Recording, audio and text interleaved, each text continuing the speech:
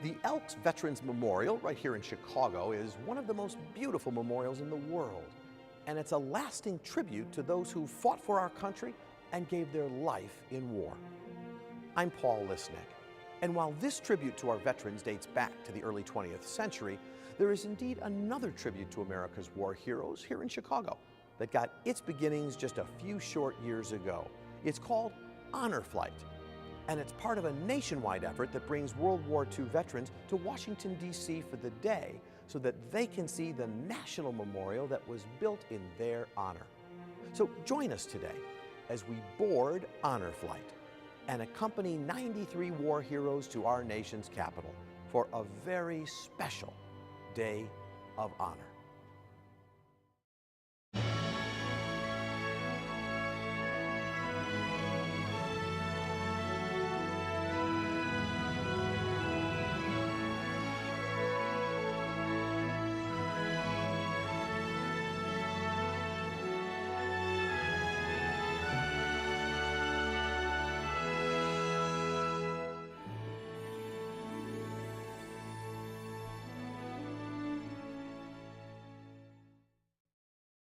Like all World War II veterans, the men and women aboard today's Honor Flight have their own unique stories and experiences.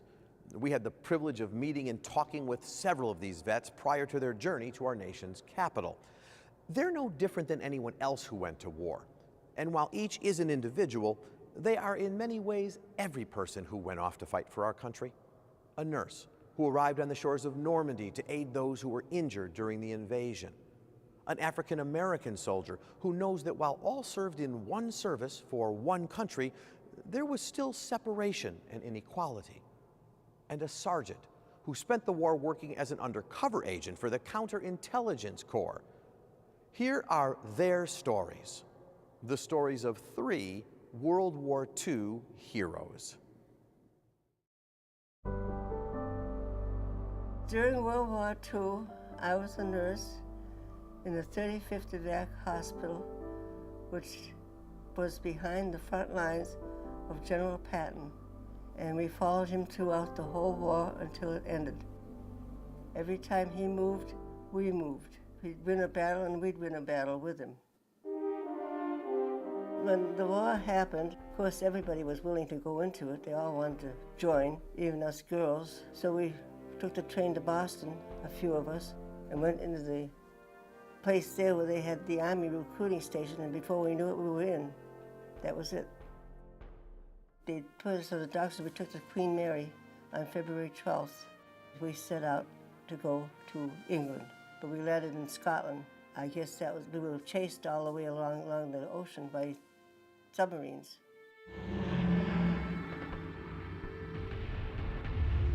D-Day was just horrible.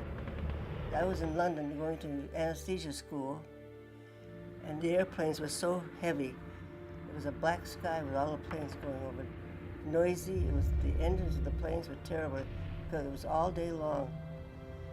And then I was called back to my outfit because that meant that we were going to go over too.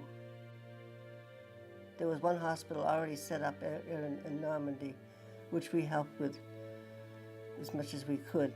We got all the patients at their worst when they came off the battlefield.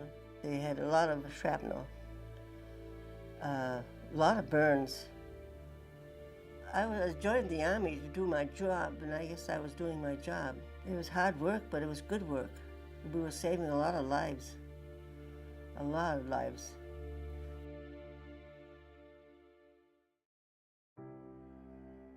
I was the motor sergeant of the 2nd Battalion of the combat team.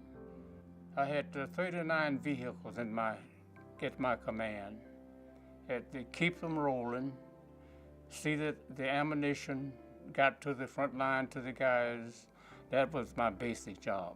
I would have liked to have been able to do some of the things that I saw the white brother doing,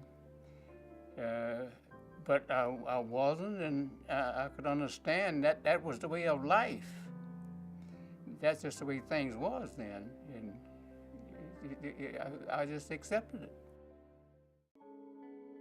I had a couple of Jeep drivers who got killed, hit by shells, and they're sitting under the steering wheel, and I would have to take care of that. And that was the most difficult thing because I was closer to those guys who I worked with every day, hand in hand, than I was the general soldier in my company.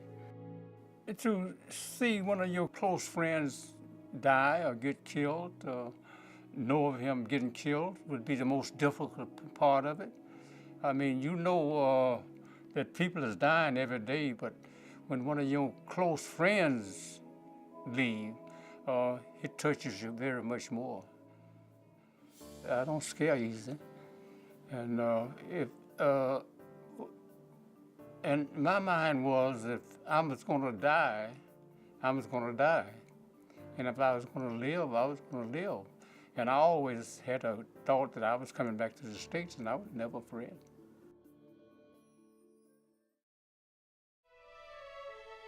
I was a sergeant in the Army assigned to the Counterintelligence Corps, which we called the CIC. And they did a very good job that had to do with security.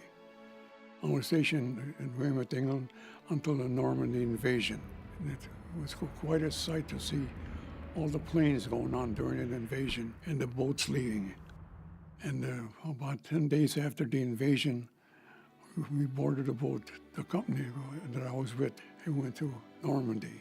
And while in Normandy, we scouted around, looked around, checked everything else for security purposes. And eventually we wound up in Paris.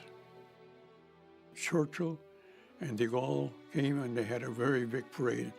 And Churchill and de Gaulle were in a very big car. We were out in full force for security purposes, you see. And we're walking alongside the car down the Champs-Élysées, where he went and they stopped and they both talked, one after the other. It was quite a memorable time. Well, all I can say is that when I joined the Army and I got into CIC, I thoroughly enjoyed it. I worked with a bunch of nice guys, the CIC men. We got along wonderful. We went out and we did our jobs, whatever they were. I think we did what we were called on to do. I think we fulfilled our mission. For some projects, it takes a village. But sometimes it takes one focused and dedicated person who sees a need and remains resilient to see it through. For Honor Flight Chicago, it took Mary Pettinato. Spurred on by her own World War II veteran father, Mary recognized the importance of giving the greatest generation of Americans an honor and memory they would never forget.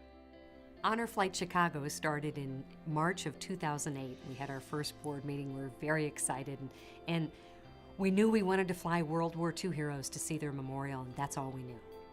3 months and exactly a week later, we were on our first inaugural flight.